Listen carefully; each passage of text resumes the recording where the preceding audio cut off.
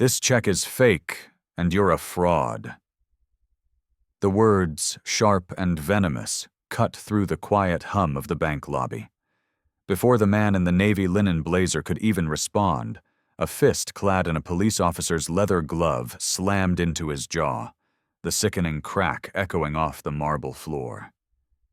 "You think you can just waltz in here, kid? You're going to jail for a long, long time." They had no idea they had just assaulted the man who signed their paychecks. They had no idea their lives were already over.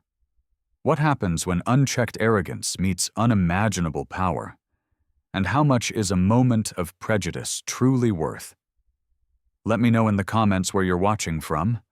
And hit that like button and subscribe because you are not going to want to miss a single second of this story. Elmwood Drive wasn't just a street. It was a statement. Lined with ancient maple trees that formed a dense, leafy canopy. It was the oldest and wealthiest enclave in the city, a place where Gilded Age mansions stood beside sleek, modern fortresses of glass and steel. The residents of Elmwood Drive were a tribe unto themselves, old money, new tech money, and the surgeons and lawyers who served them. They were accustomed to a certain kind of quiet, a certain kind of neighbor, a certain kind of beige, predictable harmony. That harmony was shattered, not with a loud noise, but with the quiet arrival of a man who didn't fit their mold. His name was Marcus Hale. At 42, Marcus moved with a deliberate, unhurried grace that seemed at odds with the frantic energy of the modern world. He was tall and lean, with a jawline that looked like it had been carved from obsidian, and eyes that held a deep, unnerving stillness. He bought the old Willowbrook estate, a sprawling stone manor that had sat empty for years, and paid for it in cash. The neighborhood realtors gossiped for weeks. No mortgage, no financing, just a wire transfer that would have made a small country's GDP blush. He didn't arrive in a flashy new money supercar. He arrived in a perfectly restored 1970 Jaguar E-Type, its British racing green paint gleaming under the dappled sunlight. He didn't throw a lavish party. He simply moved in. The whispers started immediately, rustling through the neighborhood like the autumn leaves that now skittered across manicured lawns. They saw him in the mornings, sometimes jogging in a simple black tracksuit, other times sitting on his stone veranda with a cup of coffee, dressed in tailored trousers and a cashmere sweater. But it was his evening attire that truly baffled them. Often he'd wear vibrant jewel-toned linen blazers, a shocking splash of sapphire blue or garnet red against the muted palette of Elmwood Drive. It was a choice that was both elegant and, in their eyes, audacious. It wasn't the quiet Brooks Brothers uniform of their husbands. It was different, and different was suspect. Who was he? A rapper? An athlete who just signed a massive contract? The theories flew back and forth over cocktails at the country club and in hushed tones during yoga classes. They were tinged with a blend of curiosity and a low-grade unspoken prejudice. He was a black man living in a multi-million-dollar mansion in a neighborhood where the only other black faces they saw were the hired help in their world. This was an anomaly, a disruption to the natural order of things. He was polite, offering a quiet nod to the neighbors he passed. But he was also private. He didn't volunteer information. He didn't seek their approval. This aloofness, this self-contained confidence was interpreted not as dignity, but as arrogance. He didn't seem to care that he didn't belong, and that was the most offensive part of all. They watched him from behind their curtains, their minds filling in the blanks with lazy, ugly stereotypes. He had to be into something illegal. Drugs, money laundering. The money had to be dirty. It was the only explanation that made sense in their small, carefully curated world. They didn't know he owned the world they lived in. They didn't know his name was on the charter of the very bank they used, the very institutions that held their precious fortunes. They just saw a black man in a navy linen blazer who had the audacity to be their neighbor. And for some, that was a crime in itself. Officer Tom Riley liked his routine.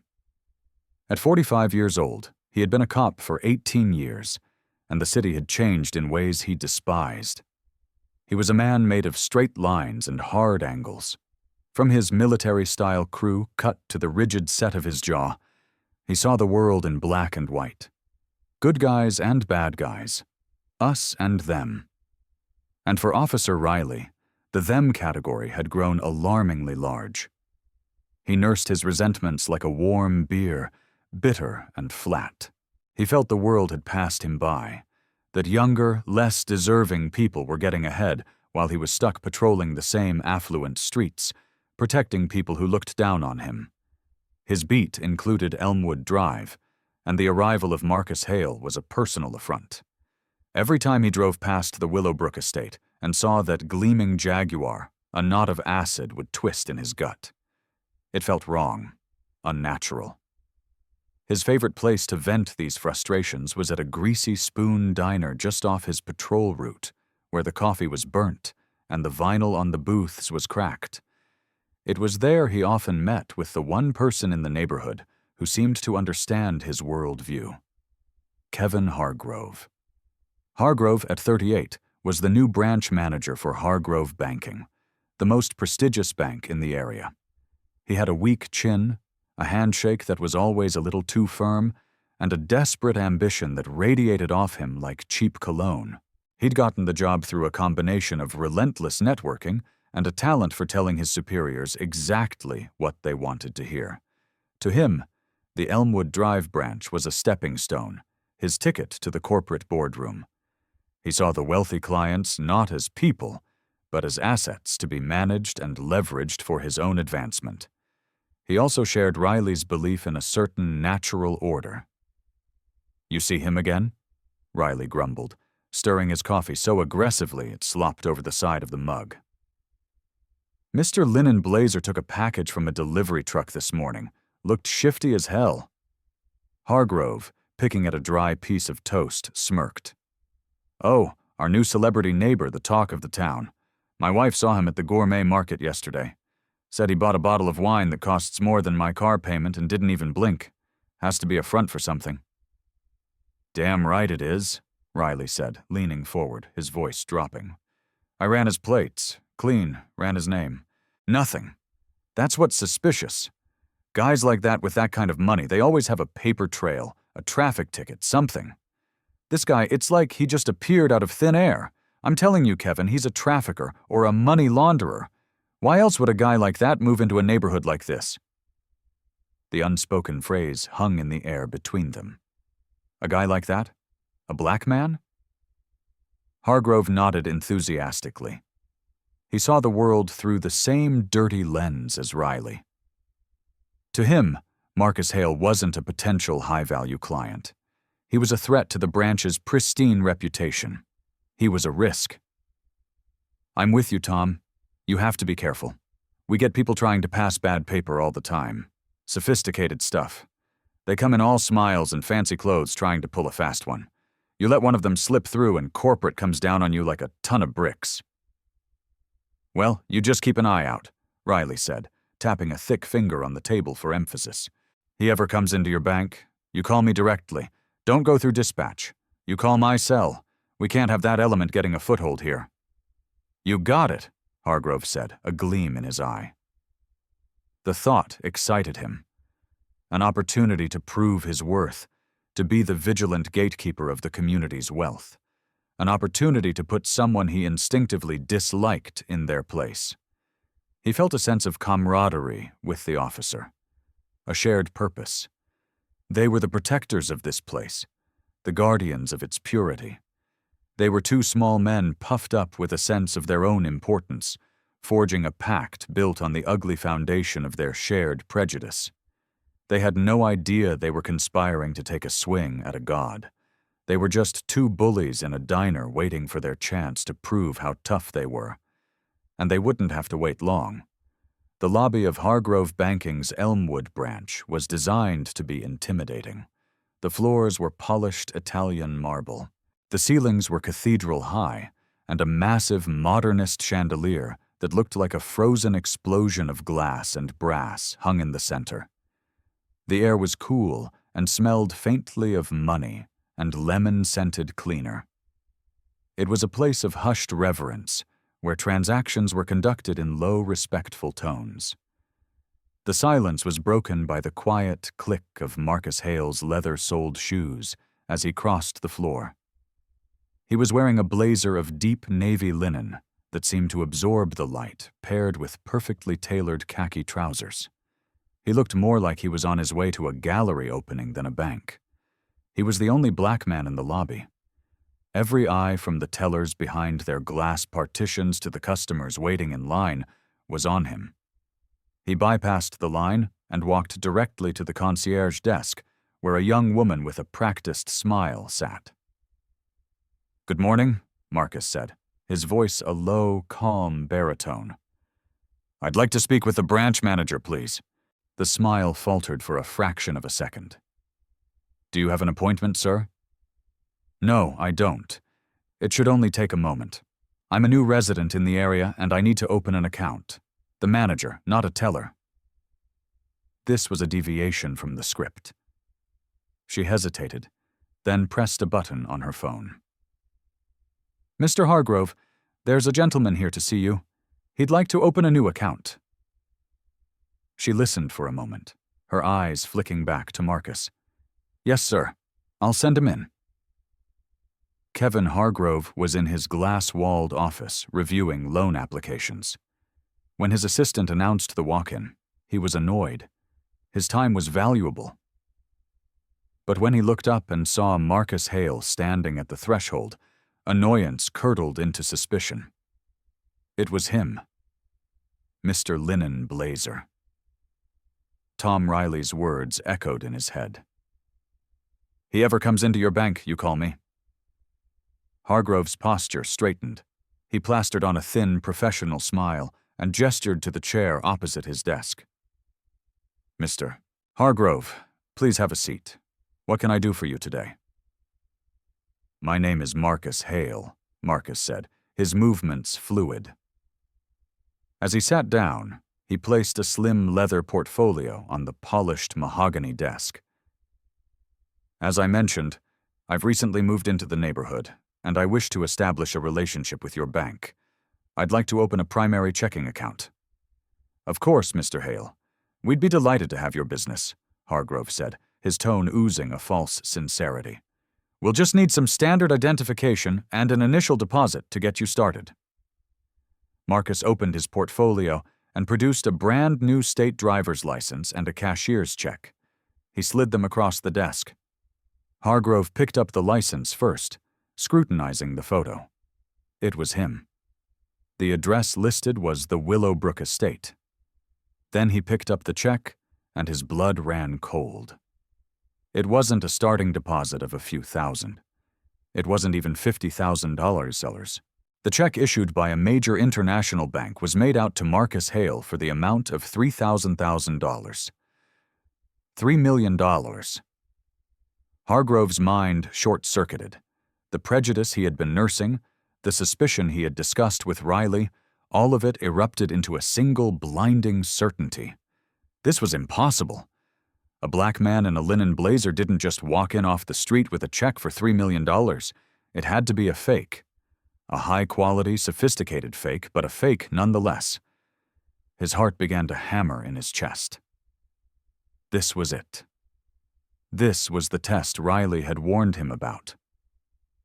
"This is a substantial amount, Mr. Hale," Hargrove said, his voice suddenly tight. He tried to keep his hands from shaking as he held the check up to the light, pretending to examine a watermark he knew nothing about.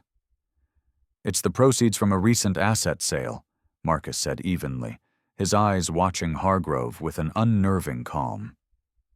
"Is there a problem?" "A problem?" "No.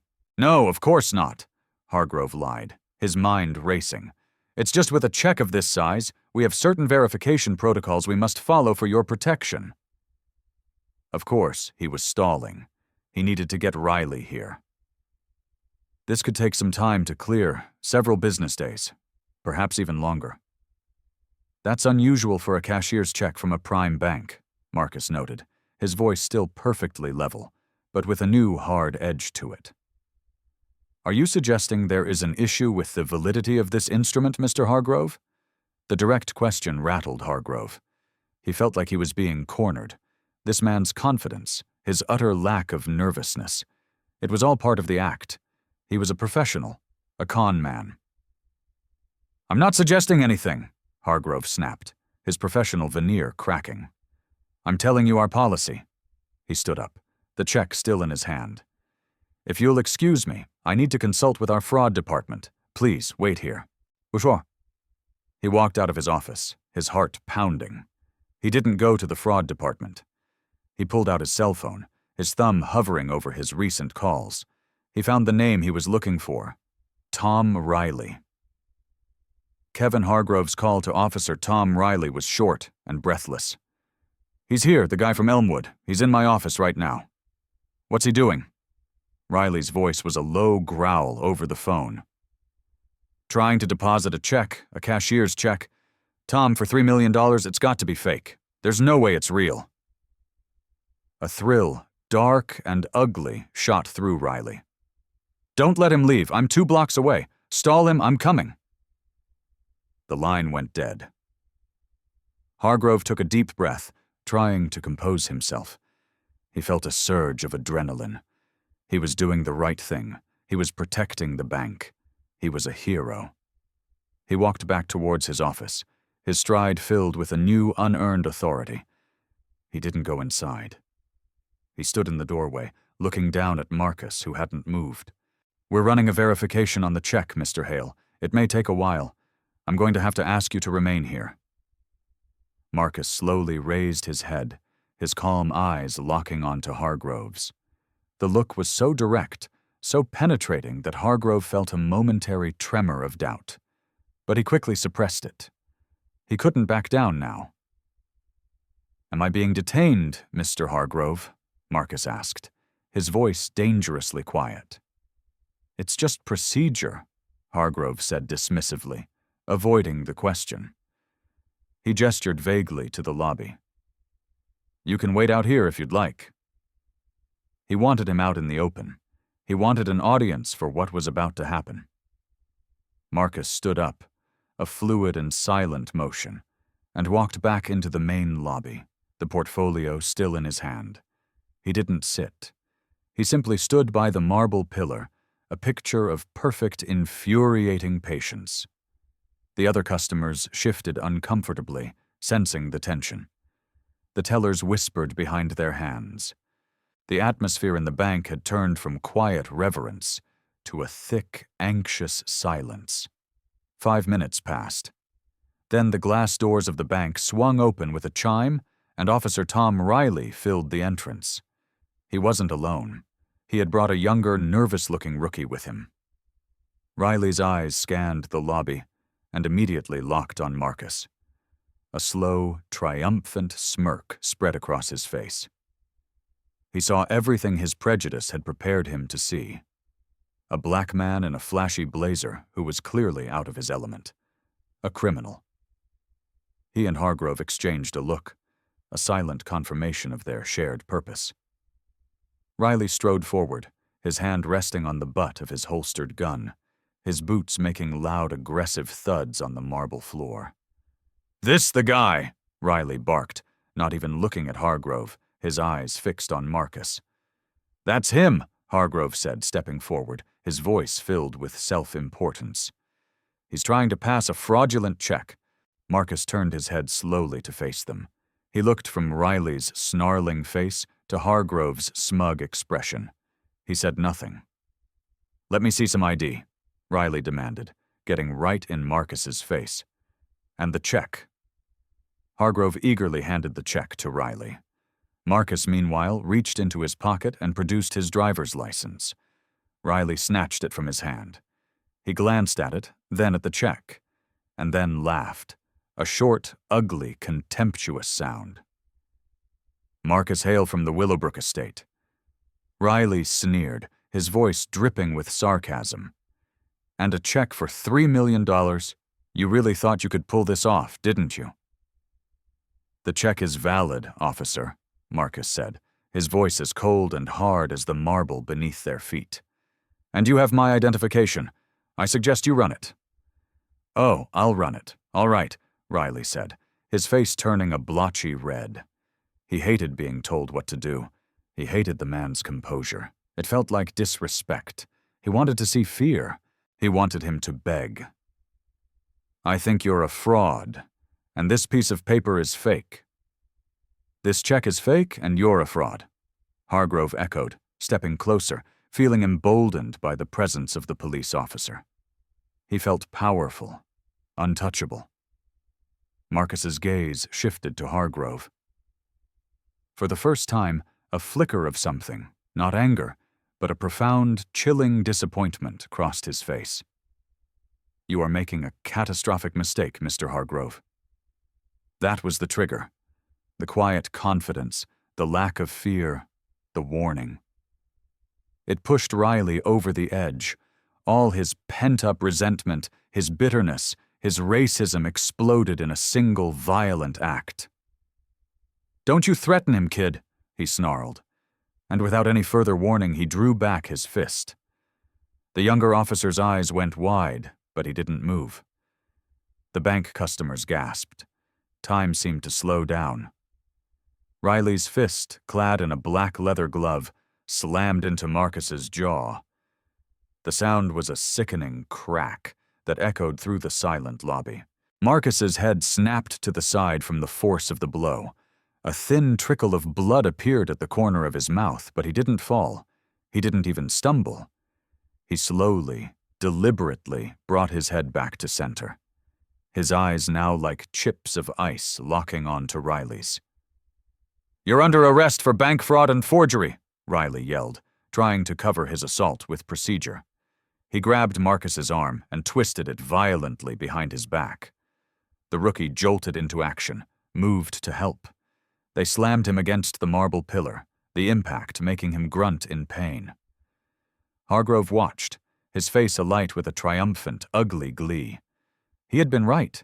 He had stopped a criminal. He was a hero. As they cuffed Marcus's hands behind his back, Riley leaned in, his voice a triumphant whisper in Marcus's ear. You think you can just waltz in here, kid?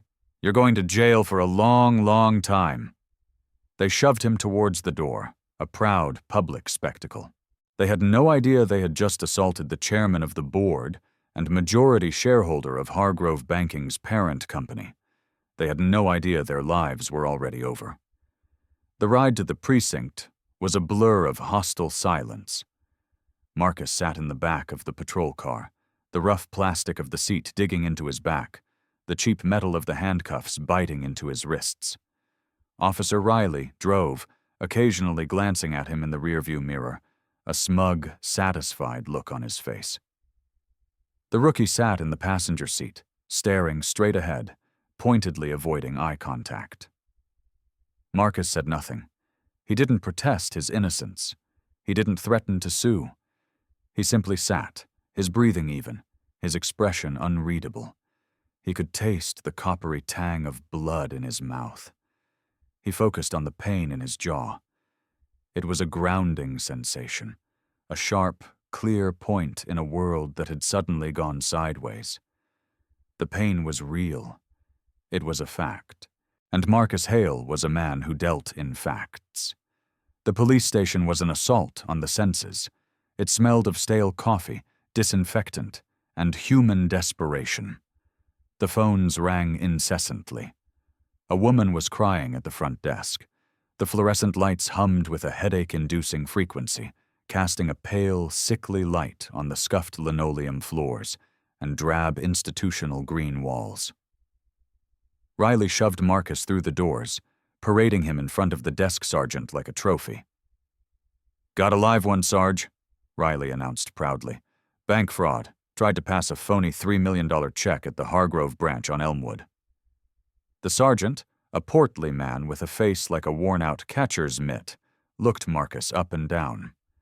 He saw the expensive linen blazer, now rumpled and stained with a small drop of blood. He saw the quiet dignity in the man's posture, even in handcuffs. He saw the swelling on his jaw. A flicker of professional skepticism crossed his face. This didn't look like their usual forger, but Riley was a veteran officer. The sergeant just grunted, "Put him in processing." The next hour was a symphony of institutional humiliation. They took his fingerprints, the black ink smearing under his nails. They took his mugshot, forcing him to hold a small whiteboard with his name on it. The flash of the camera was a small, bright explosion in the dim room. They took his personal belongings, his wallet, his watch, a vintage Patek Philippe that was worth more than the sergeant's annual salary, and his slim, elegant smartphone. They inventoried everything with a bored, methodical detachment. Through it all, Marcus remained a pillar of calm. He answered their questions in a low, even voice. Name: Marcus Hale. Address: the Willowbrook Estate, Elmwood Drive. Occupation: private investor. When they asked if he wanted to call a lawyer, he said, "No, thank you. Sorry." When they told him a public defender would be appointed, he said, "That won't be necessary." His compliance was unnerving. It wasn't the terrified submission they were used to, nor was it the belligerent defiance of a career criminal. It was something else entirely. It was the calm of a chess master who has already seen the board 5 moves ahead.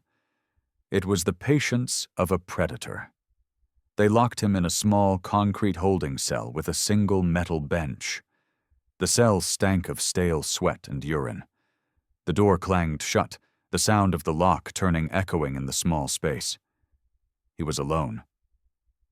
He sat on the bench, not leaning back against the grimy wall. He closed his eyes. The rage was there, a white-hot, silent inferno deep within him. It was a clean, pure fury. The public humiliation, the casual racism in Riley's voice, the sickening thud of the punch, the smug triumph on Hargrove's face. He let himself feel it for a full minute, letting the fire burn away any shock or fear. Then, with a practiced mental discipline honed in boardrooms where billions were on the line, he compressed it. He cooled it, hardened it, and shaped it into a tool. It was no longer an emotion. It was fuel. It was resolve. An hour later, a young guard came to his cell door. "You get 1 phone call," he said, his voice flat and disinterested. "Thank you," Marcus said, rising to his feet. They led him to a small, dirty alcove with a metal phone bolted to the wall. The receiver was greasy. The guard stood a few feet away, watching him with bored eyes. Marcus picked up the receiver. He didn't call a family member. He didn't call a friend. He dialed a 10-digit number from memory, a number that connected to a secure line in a law office on the 50th floor of a skyscraper 3 states away. It rang once. A crisp professional voice answered, "Lee Marcus, it's Hale." There was a pause. The voice on the other end instantly changed, sharpening with concern. "Marcus, where are you? Your security detail said you went out for a drive alone." "I'm at the 7th Precinct station downtown," Marcus said, his voice perfectly calm. "I've been arrested." Another silence, this one filled with stunned disbelief. "I need you to listen very carefully. Get a pen. We're going to war." The guard, slouched against the wall, had no idea he was listening to the first trumpet of the apocalypse. On the other end of the line, Sarah Lee, chief legal counsel for Hale Enterprises, sat bolt upright in her leather office chair. The skyline of New York glittered outside her panoramic window, but she saw none of it.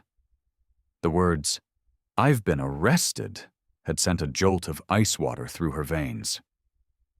Sarah, a woman in her early 40s known for her razor-sharp mind and unflappable demeanor, felt a rare surge of panic.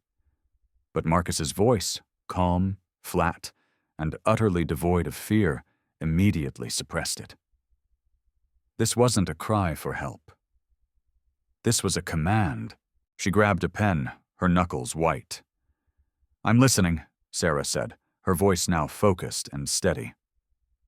"First," Marcus began, his words precise and methodical, like a surgeon outlining an operation. "I want all CCTV footage from the Hargrove banking branch on Elmwood Drive.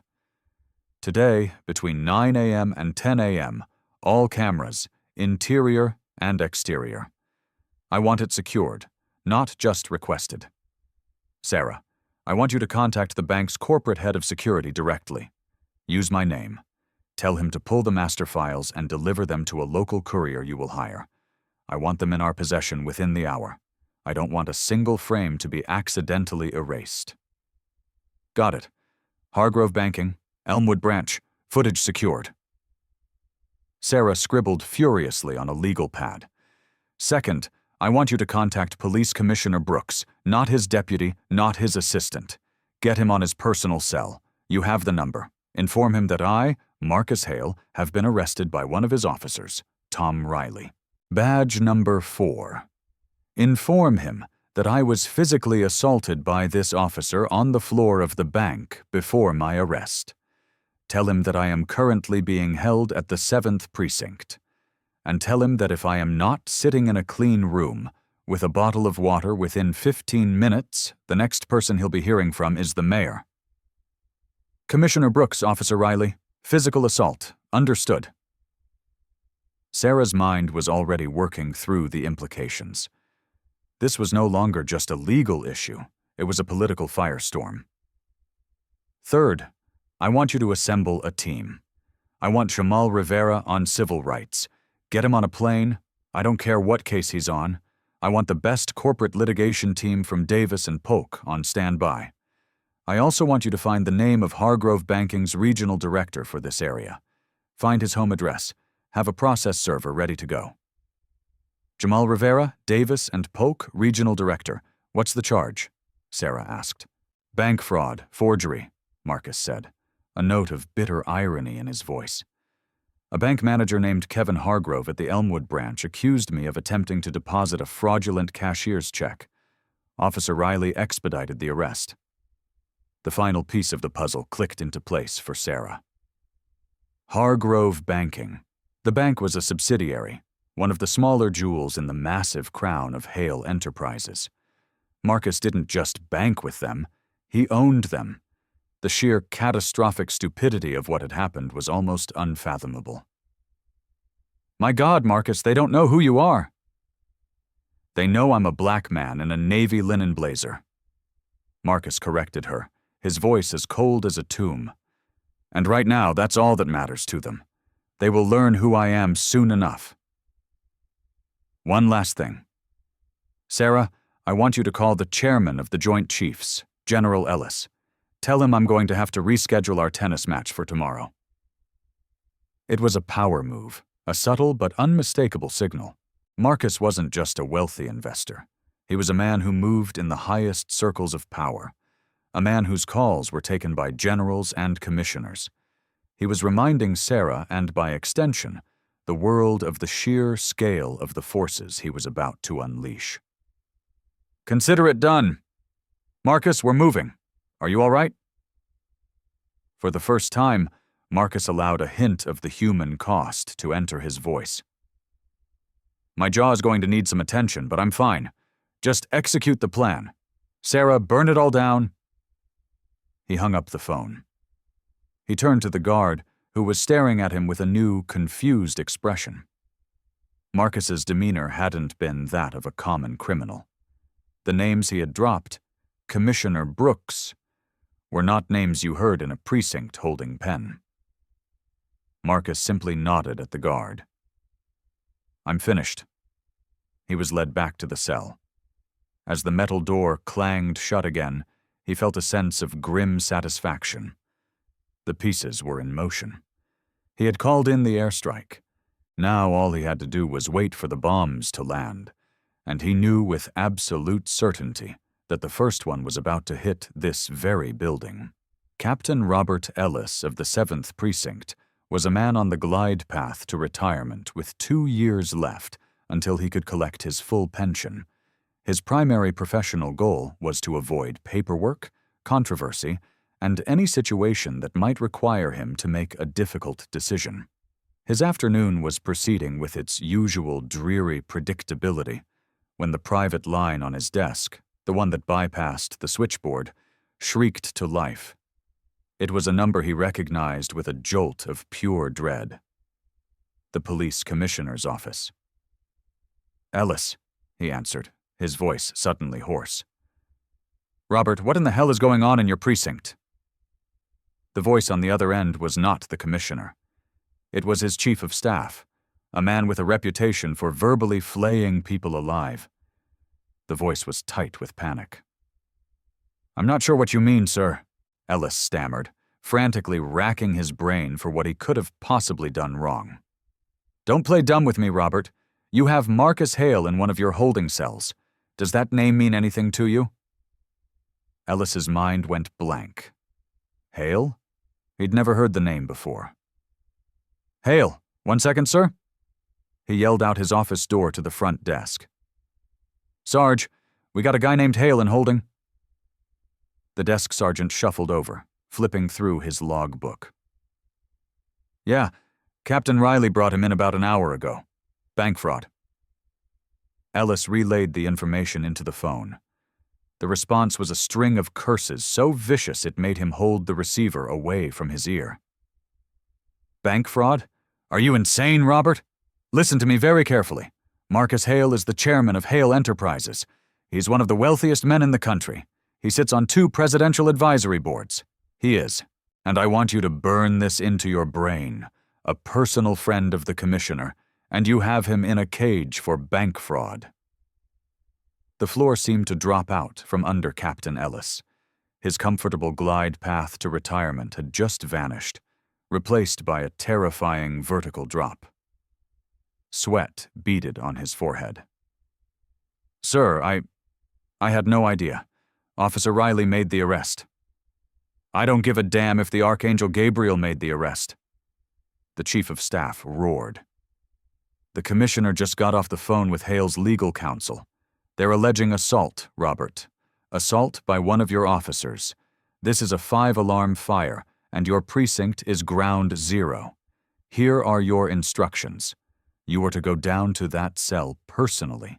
You are to have Mr. Hale released immediately and unconditionally. You are to offer him the most profound apology of your life. And you are to give him anything he wants. Is that clear?" "Crystal," Ellis squeaked, his voice barely a whisper. "And Robert, find Officer Riley. Take his badge and his gun. Put him on administrative leave effective immediately. He is not to speak to anyone. Keep him there. I'm on my way." The line went dead. For a moment, Ellis just sat there, paralyzed by a terror so profound it was almost sublime. This was it. The career-ending disaster every commander fears. He stumbled out of his office, his face pale and slick with sweat. "Get Hale out of that cell," he yelled, his voice cracking. "Now get him out and put him in the main conference room and get me some bottled water. The good kind." The guards, shocked by the captain's panic, scrambled to obey. They unlocked Marcus's cell door just as Marcus was getting to his feet, a small, knowing smile on his face. He had estimated it would take 12 minutes for the call to work its way down the chain of command. He'd been off by 90 seconds. They led him to the conference room. It was a bleak, windowless box with a scuffed table and mismatched chairs, but compared to the holding cell, it was a palace. A moment later, Captain Ellis burst in, a bottle of Evian water in his trembling hand. "Mr. Hale," he began, his voice fawning and desperate. "There has been a terrible, terrible misunderstanding. I cannot apologize enough. You are, of course, free to go. We can have a car take you anywhere you'd like. All charges are being dropped." Marcus took the bottle of water. He twisted the cap and took a slow, deliberate sip. He looked at the terrified man in front of him. "Free to go. Dropping the charges?" That was never the point. That was an escape. He wanted a reckoning. "I'm not going anywhere, Captain," Marcus said, his voice quiet, but carrying the unmistakable weight of absolute authority. "We have a great deal to discuss. Please have a seat and send someone to find Mr. Kevin Hargrove from the bank and Officer Tom Riley. I'd like them to join us. We're going to have a meeting." Captain Ellis stared at him, his mouth agape. Marcus Hale wasn't leaving. He was taking over. The nightmare wasn't ending. It was just beginning. The precinct conference room, normally a place for dreary briefings and union disputes, had transformed into the epicenter of a crisis. Captain Ellis sat at the far end of the table, looking as if he were waiting for a firing squad. He had dispatched 2 of his most senior detectives with a single frantic order. "Find Kevin Hargrove and bring him to the station. Not arrest him, escort him." The distinction was critical.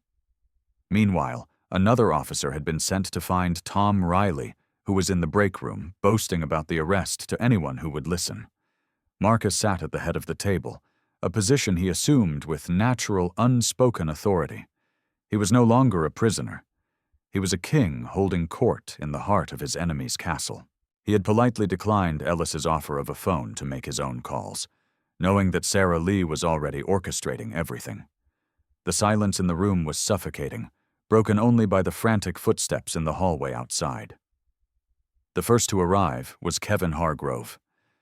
The detectives had found him in his office, pining over his heroic actions.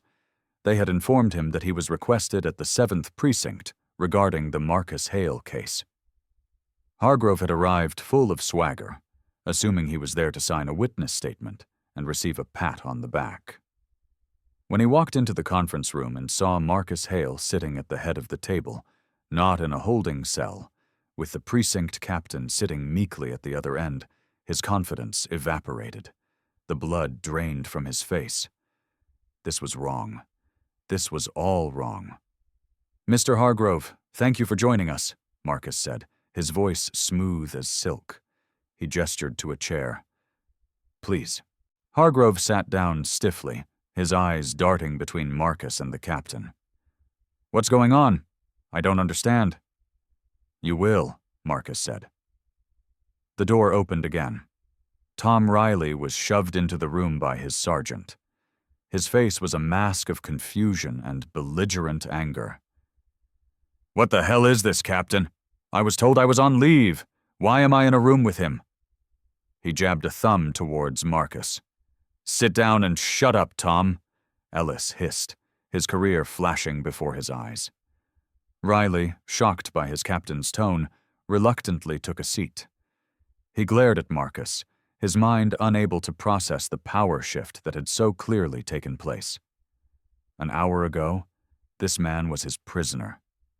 Now he was at the head of a table Riley had been ordered to sit at. Just as the tension reached a breaking point, the door opened one last time. A man in a flawlessly tailored, expensive suit entered. He was in his mid-50s with salt and pepper hair and a deeply worried expression. He looked at Marcus with a mixture of deference and panic. "Mr. Hale, I'm William Grant, the regional director for Hargrove Banking. I came as soon as I heard—" "I am so sorry." He had clearly been summoned by corporate, a call undoubtedly triggered by Sarah Lee. He ignored everyone else in the room and focused solely on Marcus. "William?" Marcus acknowledged him with a slight nod. "Thank you for coming on such short notice. Please have a seat. I believe you know one of your branch managers, Mr. Kevin Hargrove." Grant's head snapped towards Hargrove. The look in his eyes was one of pure, unadulterated fury. Hargrove visibly shrank in his chair. The pieces were starting to click together in his terrified mind, forming a picture of his own professional ruin. The room was now full. The players were all in place.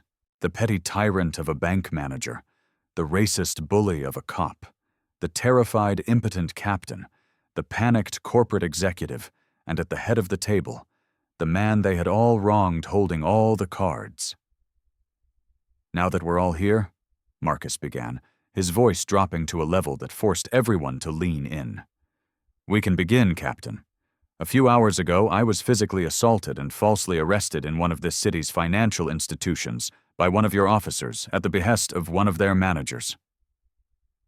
He looked from Riley to Hargrove, his gaze lingering on each of them for a cold, deliberate moment. I believe it's time we reviewed the evidence. He nodded towards the corner of the room. A young man in a tech support polo shirt who had slipped in unnoticed while the executives were arriving pressed a button on a laptop. A large monitor on the wall flickered to life. He had come prepared. Sarah Lee's courier had not only delivered the footage, but an AV technician to play it. The unblinking eye of the camera was about to become their judge, jury, and executioner. The image on the screen was crisp, high definition, and shot from a wide angle just above the teller line. It showed the entire bank lobby in perfect clarity. The audio was even clearer. The bank's state-of-the-art security system designed to capture every whisper of a potential robbery picked up everything. The recording began with Marcus standing calmly by the pillar. It showed Officer Riley striding in full of aggression. The camera captured the entire exchange, every word broadcast through the high-fidelity speakers in the conference room. "This the guy?" Riley's voice boomed. "That's him. He's trying to pass a fraudulent check." Hargrove's voice smug and self-important. Kevin Hargrove squirmed in his chair. William Grant, his boss, stared at him, his face a granite mask of contempt. Tom Riley watched, his jaw clenched, still believing he was in the right. The scene continued. "Let me see some ID and the check." "Marcus Hale from the Willowbrook estate and a check for $3 million. You really thought you could pull this off, didn't you?" Riley's sneering voice filled the room. Captain Ellis closed his eyes, as if in physical pain. "The check is valid, officer," Marcus's calm voice said from the speakers. "I suggest you run it." "Oh, I'll run it. All right." "I think you're a fraud, and this piece of paper is fake." Then came Hargrove's voice, eagerly piling on. "This check is fake, and you're a fraud." William Grant made a small, choking sound. His branch manager hadn't just made a procedural error. He had actively libeled a man on the floor of his own bank. Then came Marcus's warning, his voice quiet and prophetic on the recording. "You are making a catastrophic mistake, Mr. Hargrove." And then the climax. The video showed Riley's face contorting in rage. It showed him yell, "Don't you threaten him, kid!" It showed his fist drawing back. It showed the brutal, unprovoked punch landing squarely on Marcus's jaw. The sound of the impact, amplified by the speakers, made everyone in the room flinch. The collective gasp of the bank customers was audible. The video continued showing the violent arrest, the shove against the pillar, the triumphant, racist whisper. "You think you can just waltz in here, kid? You're going to jail for a long, long time." The technician stopped the video. Silence descended on the room, thick and absolute. It was undeniable. A clear, unambiguous act of assault, battery, and wrongful arrest, all packaged with racist commentary. Kevin Hargrove was ashen. He looked like a ghost. Tom Riley stared at the blank screen, a dawning horror finally penetrating his thick skull. He had been so sure, so right. But seeing it played back, stripped of his self-justification, it was just ugly. It was criminal. Marcus let the silence stretch out, letting the weight of what they had just seen crush them. Finally, he turned his gaze to William Grant. "William," he said, his voice deceptively soft. "As a member of the board for the parent company of Hargrove Banking, I am of course deeply concerned about the bank's liability, but as a customer who was just assaulted in one of your branches, I'm more concerned about your personnel. What is your response to what you have just witnessed?" Grant didn't hesitate. He turned to Kevin Hargrove, his eyes blazing with a cold corporate fury. "Kevin," he said, his voice shaking with rage. "Clear out your desk. You are terminated, effective immediately. Your security credentials have already been revoked. An escort will be waiting for you at the branch to supervise you while you collect your personal belongings. You are a disgrace to this company." Hargrove made a whimpering sound. "But I thought the check." "The check was perfectly valid, you idiot," Grant roared. "It was a direct transfer from one of Mr. Hale's own corporate accounts. You didn't even bother to run the routing number." He turned back to Marcus. "Mr. Hale, on behalf of the entire corporation, then the door opened. A sharp-looking man in a dark suit who had been waiting outside stepped in. It was Jamal Rivera, the civil rights attorney. He must have taken a private jet." He walked directly to Tom Riley and placed a thick legal document on the table in front of him. "Officer Riley," Rivera said, his voice resonating with courtroom authority. "You've just been served. That is a civil lawsuit for assault, battery, libel, wrongful arrest, and violation of my client's civil rights. We are seeking $15 million in damages." Riley stared at the papers as if they were a snake. $15 million. His entire world dissolved in that moment. His house, his pension, his future, all of it gone. He looked at his captain for help. But Ellis wouldn't even meet his gaze. He was on his own. The trap had been sprung. The consequences were no longer abstract. They were here in this room on paper, and they were just getting started. The aftermath was not a single explosion, but a series of controlled demolitions that systematically dismantled the lives of Kevin Hargrove and Tom Riley. For Hargrove, the public firing was only the beginning. He was not allowed to resign quietly. William Grant, under immense pressure from the board, which was to say from Marcus, made sure the termination was for gross misconduct. In the tight-knit world of high finance, such a mark on one's record was a death sentence. Hargrove was blacklisted. Every door he knocked on was politely but firmly shut in his face. The story, though not released to the press, spread like wildfire through industry-back channels. He was the manager who assaulted the owner. He became a cautionary tale, a punchline at corporate retreats.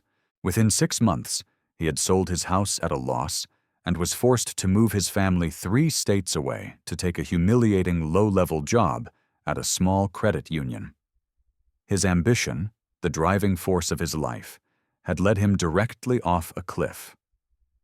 Every morning he would look in the mirror and see not a rising star, but a fool who had thrown everything away for a moment of ugly, prejudiced pride. For Tom Riley, the consequences were even more severe. The $15 million lawsuit was a guillotine hanging over his head. The police union provided him with a lawyer, but faced with the crystal-clear video evidence, there was no defense. The city's attorneys, terrified of a public trial that would expose the department to massive scandal, quickly moved to settle. But Marcus didn't just want money. He wanted accountability. As part of the settlement, Riley was forced to resign from the police force, forfeiting his pension. He issued a public written apology, which Jamal Rivera's team then had published in the city's largest newspaper. The settlement amount, though confidential, was enough to ensure Riley would be financially ruined for the rest of his life. He lost his job, his reputation, and the very identity he had built around his badge and gun. He was no longer a man of authority. He was just another civilian, stripped of his power, haunted by the memory of a single fateful punch. The system he had used as a weapon had been turned against him with devastating precision. But Marcus's war was never just about 2 men. It was about the system that created them.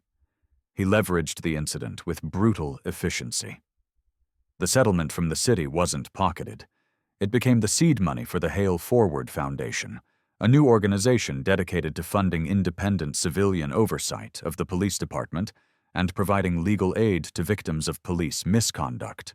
He forced the city council to pass a new, stricter set of protocols for use of force and de-escalation training, with his foundation overseeing its implementation.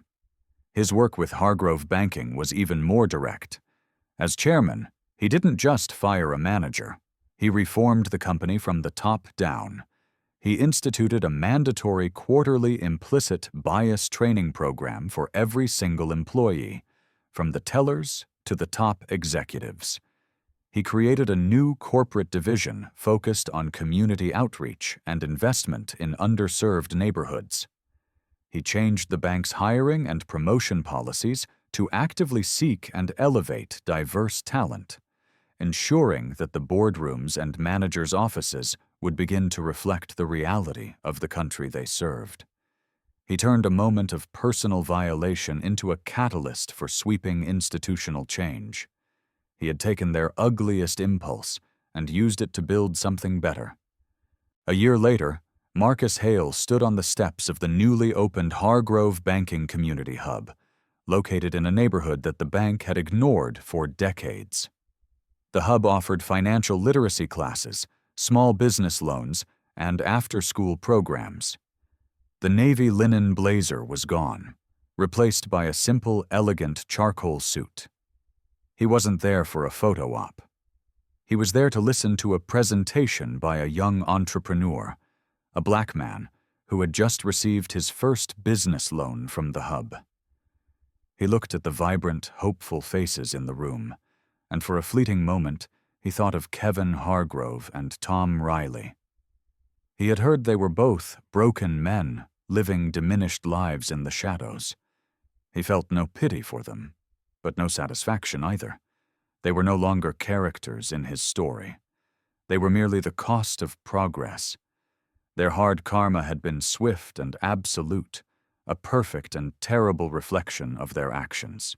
They had tried to tear down a man based on the color of his skin, and in doing so had torn down their own worlds.